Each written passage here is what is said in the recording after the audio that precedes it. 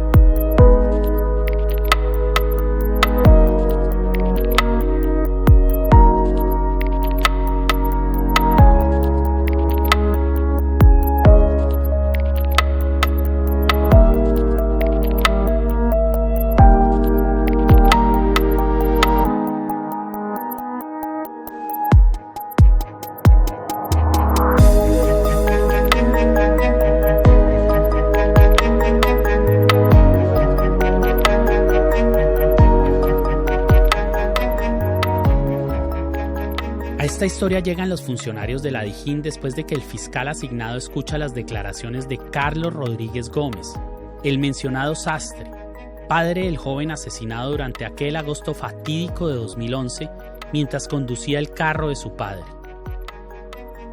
Durante la diligencia, el hombre desconsolado le contó al fiscal cómo el destino le había regalado a su hijo esos 6 tiros mortales que eran para él. Carlos Rodríguez no solo estaba en el negocio de la moda, era un lavador de la mafia y un prestamista de grandes sumas de dinero, quien para el día de la muerte de su hijo se encontraba retomando las riendas de su negocio después de haber estado preso en los Estados Unidos. El sastre, en su condición de prestamista canalizador de divisas oscuras, llegó de Norteamérica a cobrar las millonarias cifras en dólares que le adeudaban varios de los miembros de esa oligarquía costeña, que acostumbraban a pagarle cuando ya el ganado había crecido o cuando confirmaban que las avionetas habían aterrizado sanas y salvas. El Ñeñe le debía al sastre aproximadamente en pesos lo que para la época era $1 millón. El mafioso prefirió pagárselo en plomo y por eso le pidió a Marcos Figueroa, su socio de cartel, que le organizara el homicidio, el cual fue ejecutado por un sicario distraído que terminó matando al hijo y no al papá.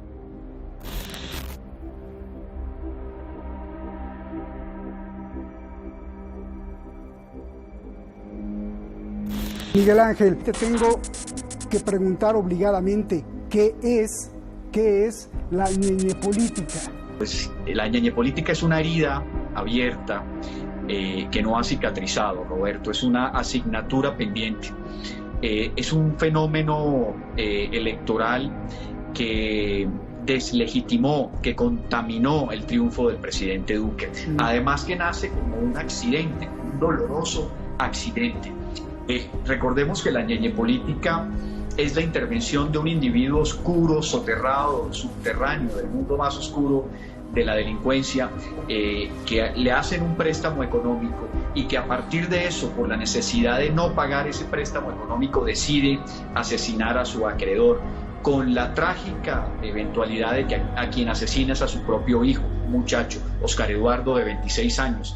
A partir de ahí la Fiscalía o la Justicia inicia una investigación muy rigurosa para establecer los móviles del asesinato, pero en esas interceptaciones se dan cuenta que lo que habla el Ñeñe Hernández no es con relación a los móviles de un homicidio, sino cómo financia las estructuras delictivas del narcotráfico la campaña del presidente Duque, y ahí nace la ñeñepolítica. Es decir, esa piedra en el alma del uribismo que todavía no cicatriza y que ojalá termine con detenciones, porque detrás de todo esto está Álvaro Uribe Vélez, Roberto, el último gran criminal de Colombia, el Matarife. El Ñeñe Hernández era un narco reconocidísimo y además detrás del cual andaban las autoridades de este país y las autoridades de los Estados Unidos, por lo menos. Las autoridades de Estados Unidos estaban trabajando la investigación del Ñeñe junto con las autoridades colombianas y lo estaban chuzando y lo estaban siguiendo y estaban buscando sus contactos y sus negocios y sus bienes, todo eso que se los quitaron.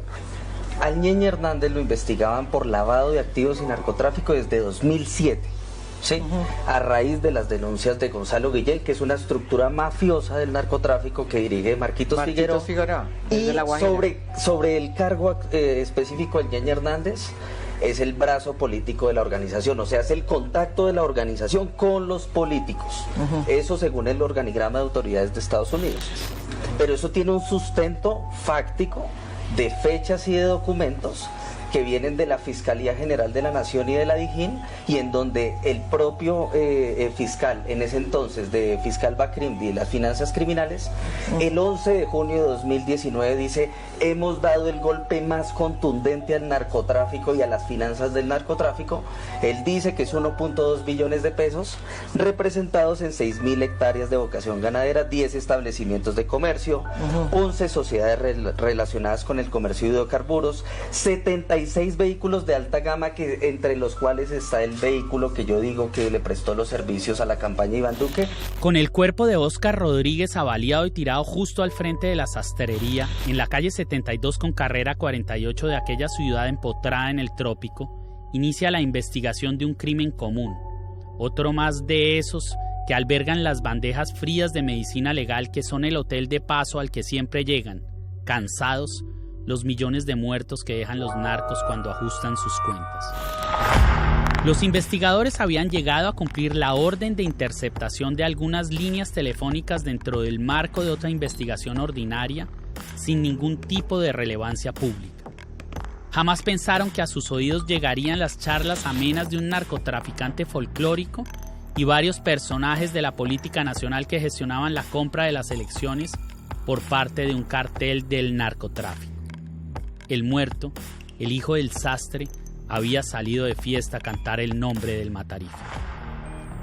El Ñeñe Hernández hacía parte del clan de Marquitos Figueroa, aliado y secuaz de Kiko Gómez, exgobernador de La Guajira que exportaba cocaína amparado por Álvaro Uribe Vélez y en asocio con funcionarios del Departamento Administrativo de Seguridad DAS, entidad dirigida por varios de sus empleados de confianza que luego fueron puestos presos por paramilitarismo, homicidios e interceptación ilegal de comunicaciones a periodistas y opositores.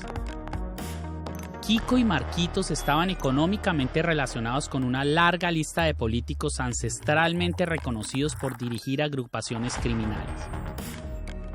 Estructuraron bajo el amparo del uribismo varios grupos paramilitares y una red de sicariato electoral al servicio de la oscura oligarquía caribeña que se encargaba de eliminar a plomo o con amenazas a sus opositores de la arena pública. Francisco Gómez, gobernador del departamento de La Guajira, fue capturado por la Fiscalía, quien manifestó que hay suficientes pruebas para vincular al servidor público con narcotráfico, con paramilitarismo y homicidio de varias personas. Investigadores que denunciaron estos hechos aseguran que el expresidente Álvaro Uribe era muy cercano al gobernador de La Guajira y que con esta captura siguen cayendo aliados del uribismo por nexos con el crimen organizado. Llegó el periodista Gonzalo Guillén a declarar como testigo contra el político. Gómez Cerchar quiso intimidarlo. Acá en estos estrados es que quería conocerlo y enfrentarlo. ¿Usted pudo ubicar al menos a alguno de los autores materiales de la muerte del señor Henry Ustaris, sí o no? Vea, yo le voy a pedir un favor, a mí no me grite, me respeta. Yo no entiendo por qué estamos ya a punto de pedir guantes. La audiencia por fin entendió la intención de Kiko Gómez y su defensa, que se mencionaran los nombres de quienes aseguran que Gómez Cerchar es el responsable del asesinato de la exalcaldesa de Barranca Guajira, Yandra Brito, su esposo y su escolta. Sería importante, en aras de esclarecer los hechos, pues conocer ¿cuáles son los testigos? Guillén acudió a la reserva de la fuente y el juez lo respaldó. Así se evitó revelar los nombres de los testigos que el periodista grabó en video. Y me dicen a mí que no van, que prefieren cualquier cosa ir a declarar porque los van a asesinar. ¿Y a quién le atribuyen esos muertos, esas víctimas? A la organización criminal de Kiko Gómez y Marcos Figueroa. Estaba muy asustada. Me dijo incluso que el Kiko Gómez lo había amenazado personalmente. Que algún día le había dicho, si me quiere usted matar a mí, tiene que buscar sicarios en Medellín porque todos los de La Guajira son míos. Se comenzó a hacer justicia porque son lo que yo he denunciado, investigado y documentado de Kiko Gómez y su banda son 131 homicidios. Y esto ya es una condena por 3. Por 3. ¿No? Y que es el caso de Yandra Brito y Henry Ustaris, que es muy triste porque él los asesinó a ellos y ellos tenían 2 niños huérfanos que habían adoptado y los niños volvieron a quedar huérfanos por segunda vez. La Guajira se convirtió y todavía está en poder de la mafia, es una región, casi que es un país del AMPA, y mataban gente y no prosperaba ninguna denuncia, todo lo archivaban, si aparecía un testigo lo asesinaban, lo desaparecían. De hecho, hoy el juez hizo notar eso al decir cuál era la sentencia. ¿Matando gente con qué móvil o con qué propósito o con qué causa? Para que no hablen, para que no denuncien. Los testigos del caso, muchos llegaron asustadísimos, cambiaron todas las versiones que tenían, eso lo hizo notar hoy el juez. Otros se desaparecieron, otros los asesinaron. Realmente los testigos que hubo ahí no fueron muchos, yo fui uno de ellos, yo fui a prestar testimonio sobre mi investigación. Y sobre el Yandra Brito, a mí me llamó unos días antes de que la asesinaran a contarme que Kiko Gómez la iba a asesinar. Me siento muy satisfecho, por lo menos. Estoy muy contento de que haya comenzado a haber justicia y espero que se sepa. Él tiene 55 años, ya va a salir otra sentencia por el homicidio del concejal de Barranca, Luis López Peralta, y estoy convencido pues que va a salir condenado también y ahí le pondrán una pena de unos 40 años más. No puede pasar de 60, pero la justicia tiene que esclarecer todos los 131 homicidios y el país y la sociedad tienen que saber la verdad sobre esos 131 homicidios. Estando en la cárcel investigado y condenado por varios asesinatos, Kiko Gómez seguía dirigiendo los tinglados políticos y criminales de su región, al punto de que su esposa, Viviana Bachi García, no tenía reparo en organizar reuniones públicas con uno de sus más leales copartidarios, el hoy presidente Iván Duque. El clan de Marquitos Figueroa es una de las más crueles y despiadadas organizaciones narcoparamilitares del país. Opera desde hace décadas en La Guajira y el Cesar. Y el Ñeñe, nuestro protagonista, alto ejecutivo de la banda de Figueroa y Kiko Gómez, cumplía las funciones de relacionista público y financista. Siendo el autor intelectual de múltiples homicidios, reconocido lavador de activos y principal testaferro de la organización a quien la justicia le había intervenido varios bienes obtenidos con el producto de sus actividades delictivas, el Ñeñe continuaba a la luz de los cócteles, cenas y eventos sociales, realizando negocios multimillonarios con reconocidos miembros de la élite colombiana y sosteniendo intensas relaciones de compadrazgo con los principales actores de la política nacional. El Ñeñe se había convertido en el principal canalizador de la información entre la criminalidad y la élite de terratenientes, propietaria ancestral de las instituciones gubernamentales en los departamentos cercanos a la costa atlántica. Era amigo íntimo y socio de importantes personalidades que tenían en común su devoción incondicional por Álvaro Uribe.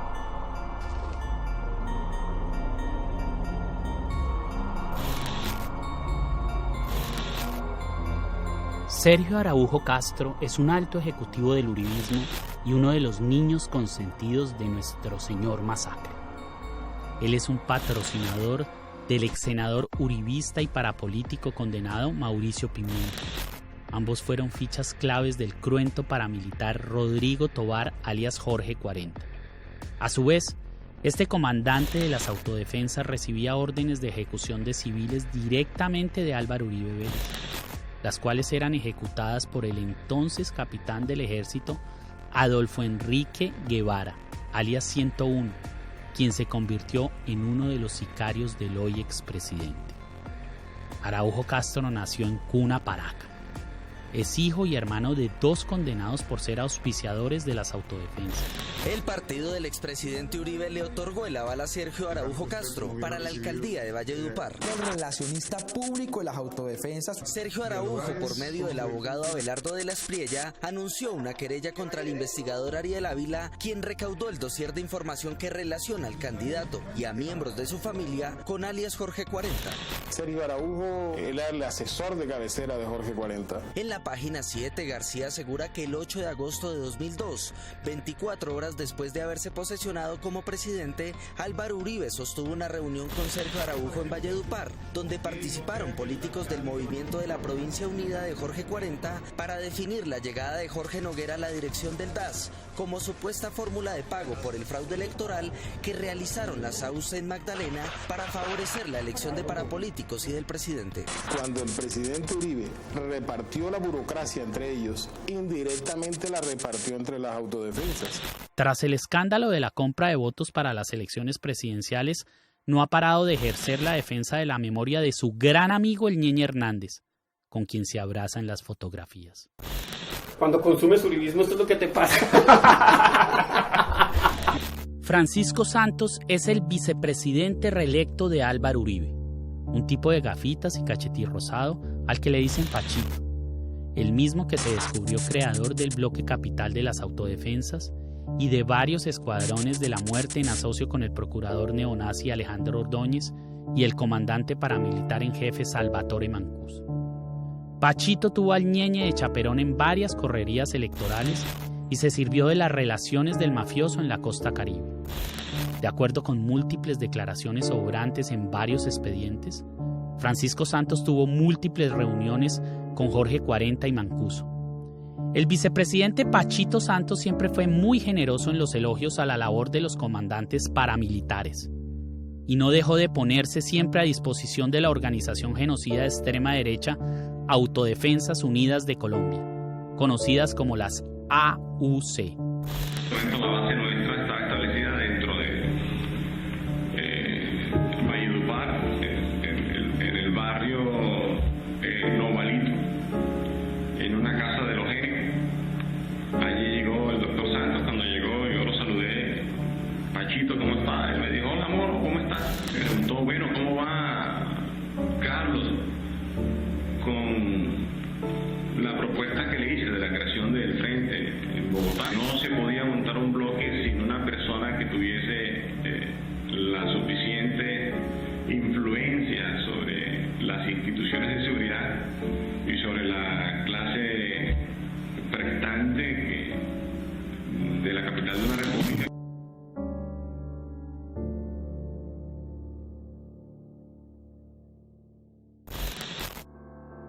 Y a mí donde yo voy, hueputa, el fiscal de la nación, el que sea, me rinde pleitesía.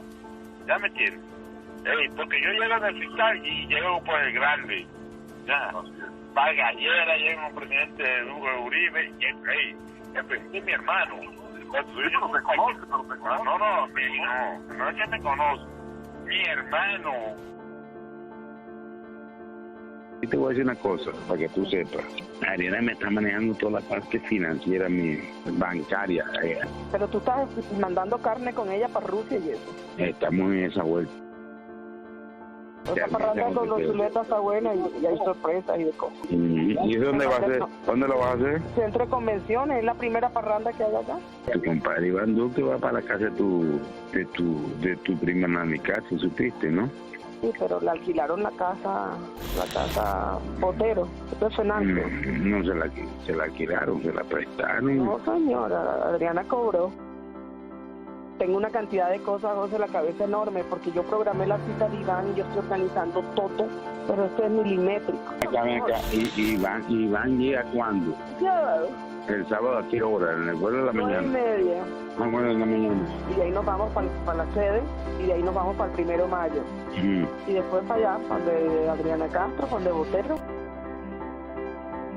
En la página de la Federación de Ganaderos Fedegan están publicadas aún, sin atisbo de vergüenza, las palabras de condolencias del presidente de la fundación, José Félix Laforí, expresadas cuando se supo del asesinato del Ñeñe. El país pierde a un gran señor. Para su familia, que es la mía, solidaridad y condolencias. Así le mostraba este oscuro líder gremial al país la muerte del temible narco y asesino, a quien jamás ha negado como su amigo entrañable. Laforí también ha hecho parte de las directivas de aquella cueva de maleantes de Ferragamo y Rolex que ha albergado a los más selectos narcos estafadores, políticos, corruptos y sobre todo a los más brutales y sanguinarios paramilitares del país. El búnker donde se resguarda la élite posmafiosa colombiana. El Club El Nogal.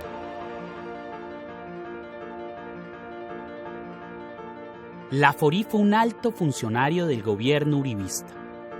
Es esposo de María Fernanda Cabal, la cómplice del señor Masacre en el Senado de la República.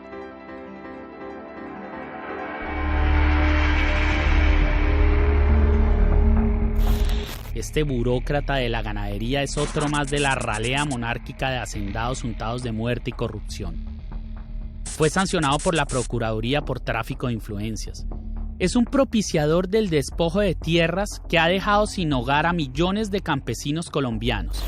Enérgico promotor y defensor del paramilitarismo, además de encubridor de varias masacres que ha querido dejar en el olvido, y quien preside Fedegan, la federación que más vínculos directos ha tenido con los grupos de extrema derecha colombianos. Dicha federación fue puesta a disposición del Ñeñe como gestora comercial de los negocios de exportación del ganado que había obtenido a través del narcotráfico. ¡Estudien, vagos! ¡Lean! En una red de negocios en los sectores agropecuario, energético e inmobiliario, incluidas empresas en Panamá, país offshore, de acuerdo con una investigación del portal Cuestión Pública. Las polémicas se extienden a su esposo José Félix Laforí, presidente de Fedegan. En 2005 fue señalado por el ex jefe paramilitar Salvatore Mancuso de buscarle para que ayudara en la elección de Mario Iguarán como fiscal general. Cabal, según la web de la Cámara de Representantes, trabajó para el ente investigador dirigido por Iguarán desde ese año hasta 2007 como directora de Asuntos Internacionales. Laforí también fue señalado por Gis Medina de ser uno de los funcionarios del gobierno de Uribe que intentaron persuadirla para votar a favor de la reelección del expresidente. Alejandro Ordóñez, entonces procurador general y amigo de la pareja Laforí Cabal, absolvió al empresario ganadero y a otros servidores públicos. Fedegan, gremio que preside Laforí, firmó 8 contratos y 10 convenios entre 2011 y 2016 por más de 31.700 millones de pesos. De los 18 procesos, 10 fueron adjudicados de forma directa. Sobre sus aportantes de campaña se destacan 2. La Asociación de Bananeros de Colombia Augura, que en 2017 aceptó que algunos de sus directivos financiaron a las Convivir. Entre 2013 y 2019, Augura firmó 2 contratos y 6 convenios con el Estado por más de 49.356 millones. 2 procesos se adjudicaron de manera directa.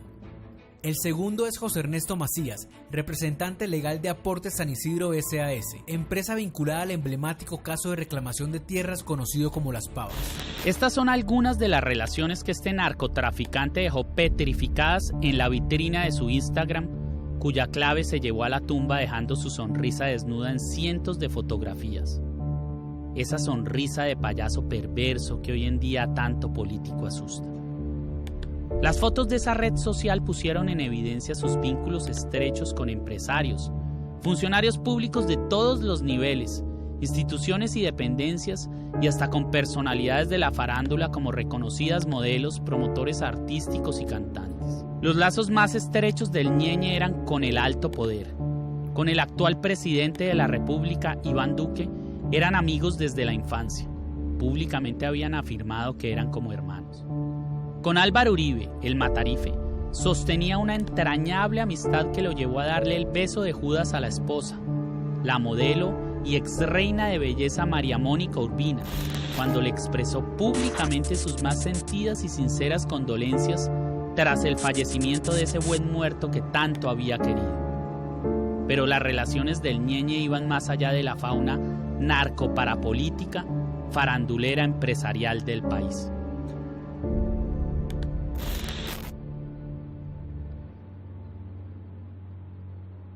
Hernández parecía ser parte de la cadena de mando de las fuerzas militares con las que llegó a entablar relaciones muy estrechas. Al Ñeñe le rendían honores coroneles, generales de la policía y el ejército. Era amigo íntimo y muy cercano al vínculo familiar de los generales Raúl Antonio Rodríguez y Adolfo Hernández, que estuvieron vinculados a los procesos que se abrieron por el asesinato de miles de jóvenes inocentes que el ejército vistió de camuflado para hacerlos pasar como guerrilleros. Hablamos del genocidio uribista de los falsos positivos, que fue otro de los grandes logros de la corporación criminal del señor Masacre durante su gobierno. Oiga, Miguel Jerez es el asesor de seguridad del presidente. ¿Sabía eso? No, él está en el empalme. Ah, bueno, compadre. Hay que buscar algo bueno por ahí con Miguel Jerez. Él está en el empalme. Yo lo llamé, él está en el empalme. Sí. Y por la policía está Miguel Guatibonza. ¿Ya? Y él cuando estuvo aquí en Valledupar iba a mi casa y todo eso. Él aquí tuvo como 2 meses, 3 meses y después lo sacaron. ¿Quién? ¿El presidente? Sí, Bahuiza estuvo aquí, el comandante.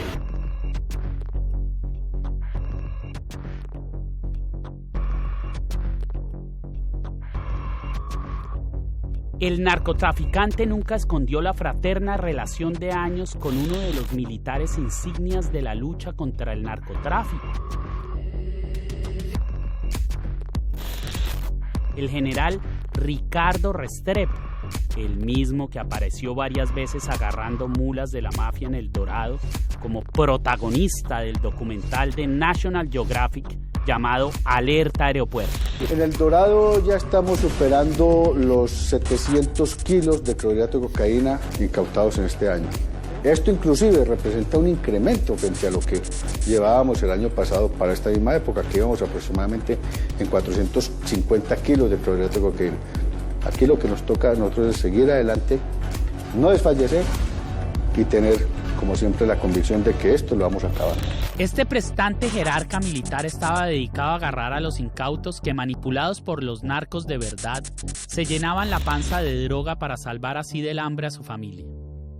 Mafiosos que son los que alimentan a las pobres mulas cargadas de cocaína que en el aeropuerto capturaba de vez en cuando el oficial. Ese es el comprometido militar justiciero que brilla en la pantalla. Allí está frente a ustedes, justo al lado del Ñeñe, que en la foto hace coquitos con su sonrisa mientras sostiene el whisky en la mano.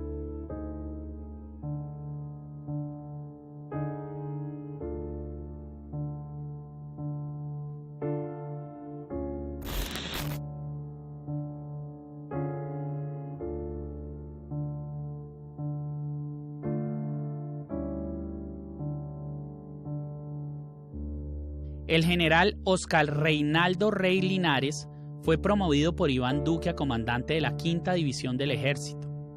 Entre los méritos que llevaron al presidente a ubicarlo en uno de los cargos más importantes de la milicia, fue el haber sido uno de los militares que puso a disposición del Ñeñe Hernández los aviones de la fuerza y haber estado involucrado en el asesinato de una niña de 13 años. La menor y su hermano, pertenecientes a la comunidad indígena Wiwa-Kakuma, fueron presentados como falsos positivos. La Ñeñe llegamos a los falsos positivos. Los generales Raúl Antonio Rodríguez y Adolfo Hernández, que aparecieron en una foto con el Ñeñe Hernández, están ellos mismos vinculados a procesos que le abrieron para investigar casos de falsos positivos. Otro amiguito de Ñeñe era Jorge Humberto Jerez Cuellar, que fue denunciado por congresistas también por interceptaciones ilegales, que eso también es otro atropello a la democracia. También se me ocurre el general Oscar Reinaldo Rey Linares, quien pagó una recompensa, como eso se hacía, por la muerte de una menor indígena, y que él fue ascendido a una falsa que fue presentada por guerrillera muerta al combate, lo que no era cierto, y que fue ascendido a comandante de la 5ª División por Iván Duque. Eso significa que al general lo investigan por haberlos mandado a matar y después haberlos presentado como guerrilleros para cumplir con la cuota de muertos que necesitaba Uribe, y así decir que le había ido bien en su labor de justiciero en contra de las guerrillas comunistas. El matarife, cuando a balazos no grapa los labios, sabe callar con cuotas de poder aquellas bocas que lo pueden percudir. El coronel Jerez Cuellar, investigado por peculado, interceptación y perfilamiento ilegal de periodistas y políticos de oposición, era el asesor de seguridad de Iván Duque. Cuando ya el Ñeñe estaba reseñado en Colombia y en Estados Unidos como miembro de una organización delictiva, y estando varios de sus bienes en procesos de expropiación por narcotráfico, este alto oficial se ufanaba en redes sociales de la admiración que sentía por el narco homicida costeño, al punto que lo condecoró por los servicios prestados a la patria. José Guillermo, el Ñeñe Hernández, ponía y quitaba oficiales. Lo llamaban desde suboficiales hasta generales de varios soles para que les ayudara a cabildear bajas y nombramientos. Tenía a su servicio helicópteros y avionetas de la fuerza pública que utilizaba para sus viajes de negocios o para salir de parranda con sus amigotes.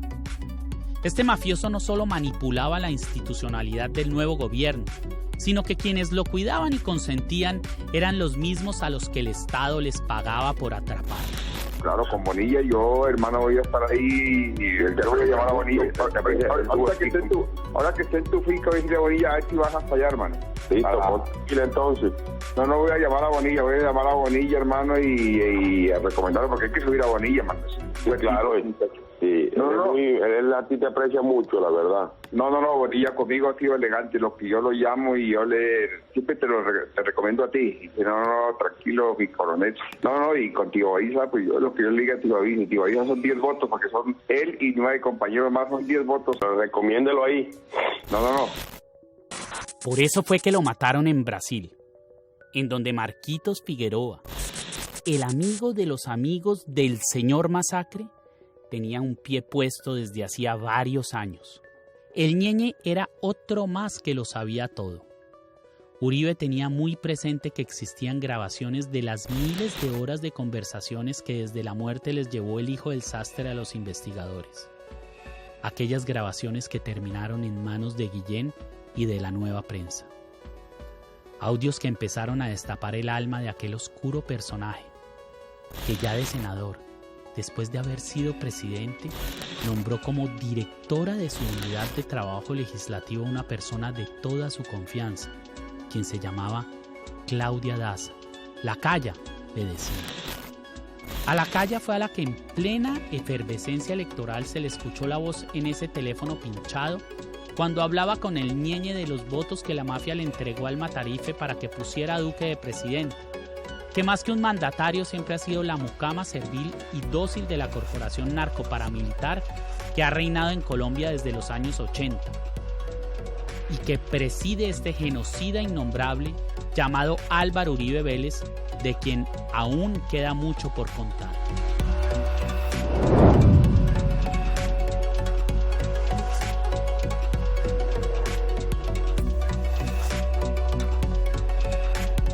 pero me queda el remordimiento, me queda el hondo pesar que durante mi ministerio muchísimas madres, incluidas las de Soacha, perdieron a sus hijos por esta práctica tan despiadada.